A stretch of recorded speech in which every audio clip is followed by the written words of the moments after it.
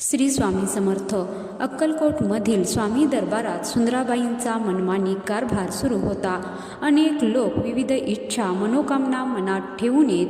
यात अनेकांना असे वाटे की स्वामींनी आपला नैवेद्य ग्रहण करावा. यामध्ये काही लोक भक्तिभाव मनात ठेवून येत, तर काही लोक मोठेपणा मिरवण्यासाठी सुद्धा स्वामींना नैवेद्य दाखवत असत. सुंदराबाई येणाऱ्या लोकांकडून पैसे घेत आणि नैवेद्याचा एखादा घास का होईना स्वामींना खाऊ घालत.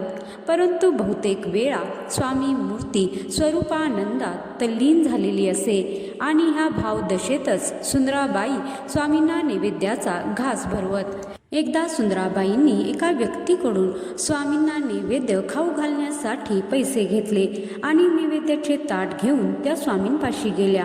तेव्हा स्वामी स्वरूपानंदात रमलेले होते. बाई घास भरवणार इतक्यात स्वामी जागृत झाले आणि बाईंना हटकवले आणि बोलले, "अगं, दुर्जनांचं अन्न खाऊ नये." त्यानंतर बाई शांत बसल्या. सभोवताली जमलेल्या सर्व मंडळींनी हा प्रकार बघितला आणि स्वामींनी दिलेला संकेत सर्वांना समजला. तर मंडळी, या कथेचा बोध हाच की संगत आणि पंगत नेहमी सज्जनांची ठेवावी. आपण जे अन्न खातो, ज्या लोकांच्या नेहमी संगतीत राहतो, त्याचा आपल्यावर सुद्धा परिणाम होत असतो.